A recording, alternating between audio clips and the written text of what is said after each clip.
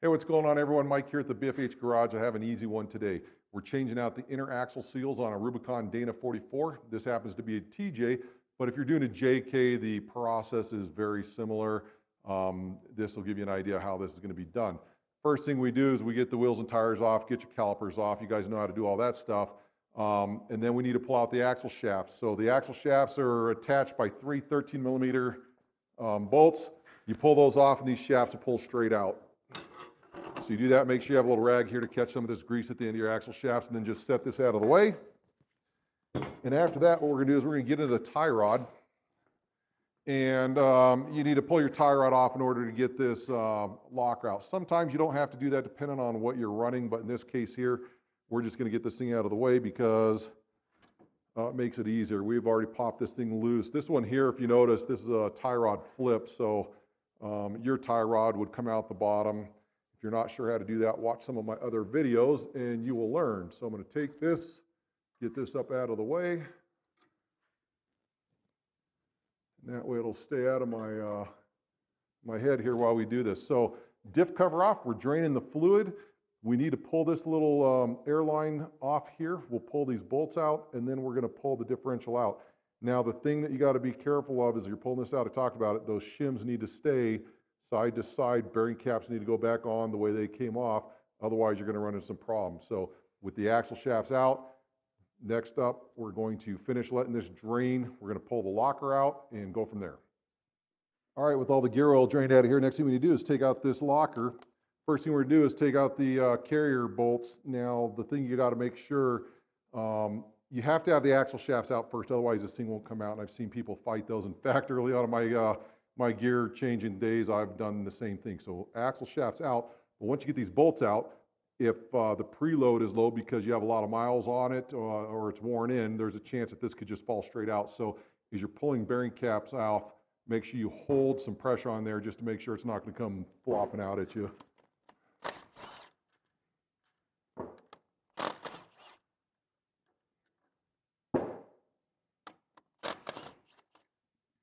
So before I pull this last bolt, the first thing I want to do is get this off here. So if it is ready to come off or come out, I don't have to sit here and come back and try to fight this a little bit. So I want to make sure this is off and out of the way. And that appears to be straight right there. Now we'll get this last one off.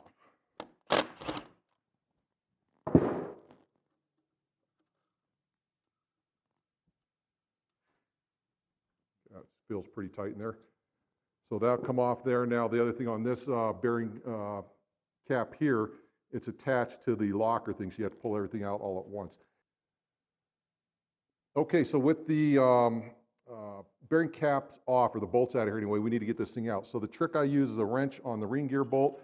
In this case here, turn the drive shaft the other way, right in there a little more.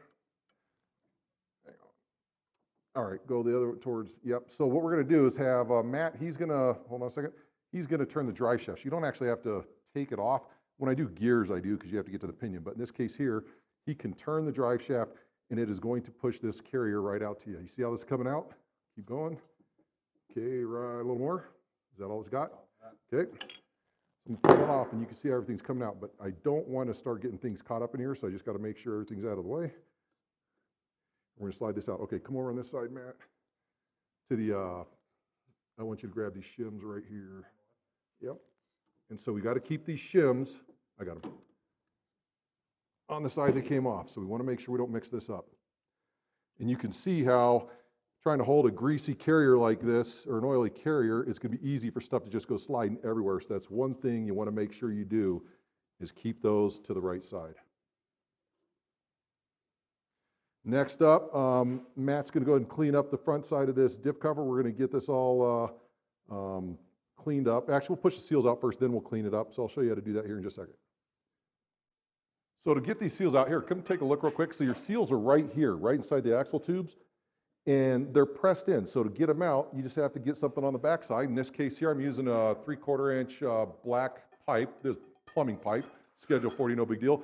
You're going to put that in there, and they pop out just like that. Now, if you come around this other side, I'll show you what it looks like. as the seal is coming out. That's it. So these pop out, and then now what we're gonna do is get the housing all cleaned up, and we'll get the new seals pressed in. All right, it's time to throw the new seals in. So the one thing you wanna make sure you do is take some bearing grease, put it on the inside lip of this seal on both sides, and I also smear some grease around the axle shafts themselves. That way these seals aren't running dry. So the tool I use is actually pretty simple. It is a PVC coupling, and it fits right inside this particular seal. You can see how you do that. It'll catch that inside ridge, and so it's not pushing anything as far as the seal is concerned to distort it. It'll catch that inside ridge, and we push it in. Now this is a really awkward process. If I do it by myself, you wouldn't be able to see because I'll be in the way of the pumpkin here. So I'm gonna have Matt help me in just a second. But I'm gonna take a normal seal driver here and put that there. Then this goes inside right here. So you get your seal lined up. And from the other side, I take that same pipe I used to knock the seals out, and I line it right up with this seal driver, and I start tapping this seal in. So for the purposes of seeing this, I'm gonna have Matt hold the seal and this coupling together, so that way you guys can see how that goes. When I do this by myself, it's really awkward because it's a long stretch trying to reach out there with the hammer to tap a pipe in. And so let's go ahead and do this, and we'll have Matt get that seal up there. We'll get the pipe through, and you'll see what I'm talking about. Make sure that you start that seal nice and flat as you can. So as the pipe comes through, I want to be center of that. And then I'm also going to center up in the tube back here so it's driving straight in. Does that look good to you right there? Yep. I'm going to start tap.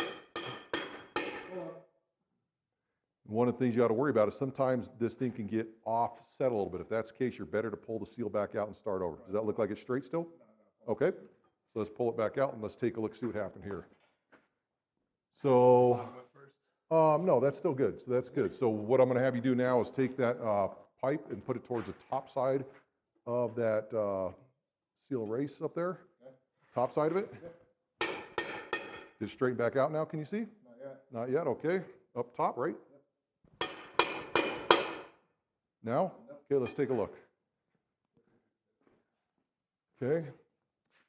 Yep, so that's fine. So the bottom started pushing in more than the top. So now we'll take the pipe out, we'll bring it around, and we're gonna have to push a seal out. Now this is gonna be a little game for you in order to get it right, but the main thing you wanna make sure is that you don't force that thing in where it's not supposed to go.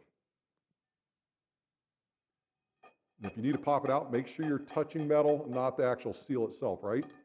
You see how easy that comes out? That's because it wasn't getting in the way it's supposed to. So now that's down here, I'm gonna wipe it up again real quick, and we start this whole process over. Does that look like? Look. Straight? Good.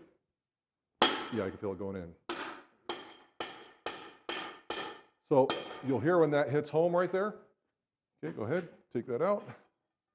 And now look in at the seal, and that is driven inside this entire cavity right through there. You see a little bit of plastic piece in there. I'll take a rag and get that out of there. That's from that PVC. So now we're gonna come to the other side. Now this is where you gotta be really careful. As you bring that black pipe in, you have to go through this seal. That's why I do the long tube first, because it's very difficult to try to come through this seal on the long side. So the short side is gonna be easier. We'll get that one set up next. I need more rags.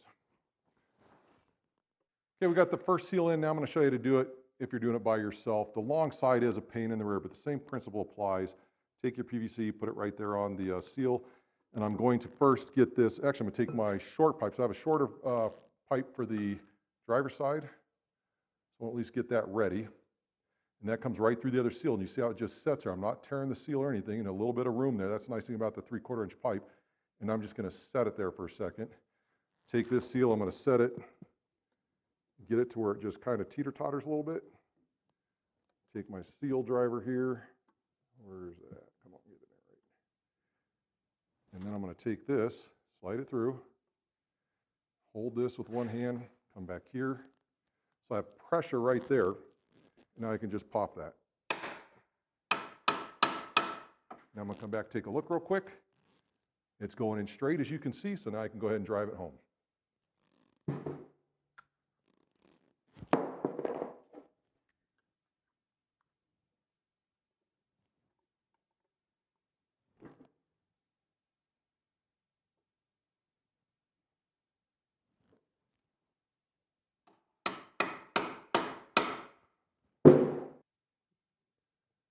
Okay, so now we have the seals in there, and one of the things I do is I take a flashlight, I look in there, and I make sure that there's no grime or grit that fell down in the seal and can possibly cause it to leak. The other thing I'm going to check is to make sure that as I put the pipe in this side to drive that one, that I don't take off too much grease off of that seal. In this case here, it did grab a little bit, so I just put a little bit more grease back on that seal. No harm, no foul. Now, if you have a non-TJ Rubicon, this step doesn't apply to you. This next step is specific to the TJ Rubicon. If you look to the back here, you're going to see this locker. It's a sensor, and what it does, it's an indicator for your light on the dashboard. In order for your locker to go back in and have this thing work correctly, this plunger has to be pushed out, and you have to put a little spacer in there to hold it until you get your differential in. So if you look right here, I have this little piece of wood on a wire. I'm going to take that, and you got to get it set in there just right, and it's going to hold that open, and it's kind of a bear to get it there. So you see how that's holding it open now? But now I need to take this thing, kind of roll it up out of the way, so when I go to put the locker in, it doesn't knock it out of place. It's really important that that stays like that all the way to the locker's in place. Now comes the most difficult part of this process, and that's getting the locker reinstalled.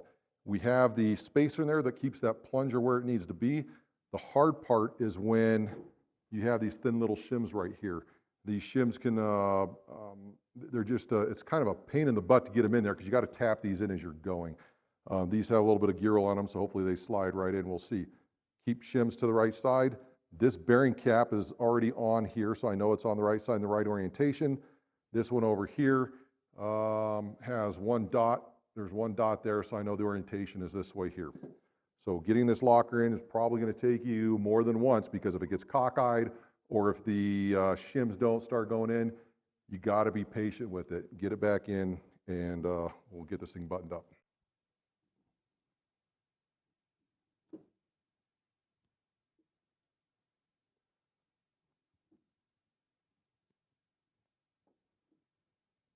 So if you work it slowly, you can kind of wiggle this back and forth a little bit and get those shims started and going. And man, that's going to save you a lot of effort here.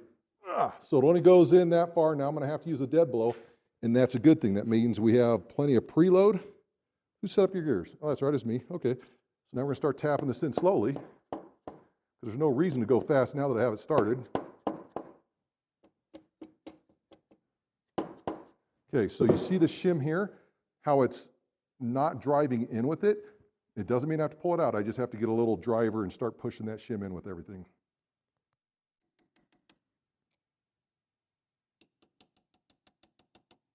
And you got to be real careful, because you have the thin shim on the inside too. As I drive the bigger shim, the thinner shim's going with it. But if it doesn't, then you're going to have to pull it back out and start over. In this case here, it's going though.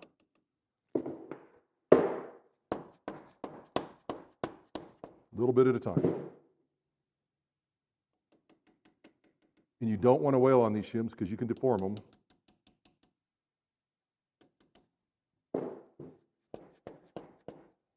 Okay, cut. So as you see, it's a small little game. Tap, tap, tap goes, catch the shims up. Eventually this whole thing gets in. To make sure you're seated all the way, you got to take a dead blow. And you got to beat on that thing pretty good in order to make sure it's seated all the way. So now, before I start messing with the locker sensor wire or the tube, I want to get some bearing cap bolts in there to get them started. So we get all this stuff together. Again, I'm checking orientation on this one here, and pull this off and get the grease wiped off, or the oil. So if you notice right between this B and the D there, you got the one pinpoint, you got one right there as well. If I turn it over, there's nothing there, so I know that it goes this way right here.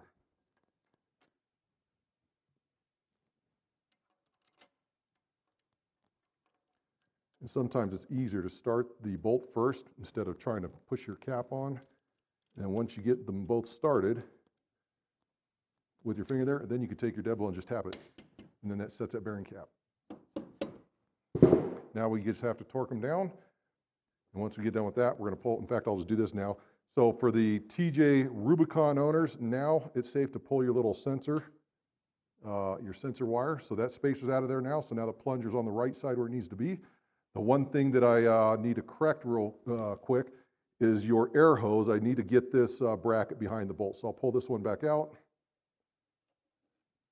put it on, and then get that bolt back on.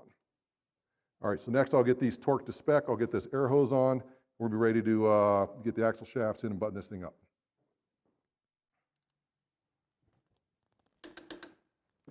Okay, once you get your bearing caps torqued down, next thing we're going to do is we're going to attach the air line here. These lines do get brittle over time, so be careful. You don't want to tear it or break it. It's just going to push right over the nipple there. Then you're going to get your needle nose here, open up this clamp just a little bit and slide it down. Make sure it's in place of where it needs to go. Holds it up over the nipple. Now what we got to do is get the axle shafts back in. We'll get the diff cover off or on, fill it full of gear oil, and this job is going to be done. When you're reinstalling your shafts, make sure you keep it center of the tube. You don't want to drag a bunch of that dirt up with the shaft with all the grease on there. You're going to fill it, find the seal hole, slide it right in. If you're finding any resistance, stop what you're doing because you're doing it wrong. Make sure you get your brake dust shields lined up right. There we go. Okay, while Matt is over there working on getting the RTV on his diff cover, you guys know I'm a lube locker fan. It makes this easy. You just put your lube locker gasket on there, put your cover on, tighten up, you go about your way. RTV you got to let set up for a certain amount of time. Now, whether you're using the stuff that sets up quickly or the stuff that takes 24 hours, make sure you follow the manufacturer's directions. So for the rest of this video, it's a matter of getting that diff cover on, filling it full of gear oil, getting the brakes back on. So that's it. Today you learned how to change out your seals on your Dana 44 axle. And actually it's going to be the same thing for high pinion Dana 30, low pinion Dana 30. A lot of it's going to be the same way. It's a simple matter of getting that carrier or locker out, driving those seals out, putting new ones in, putting it all back together, making sure you keep your shims on the right side, your bearing caps on the right side and oriented correctly. And that's it. Hope you enjoyed this one. We'll see you on the next one.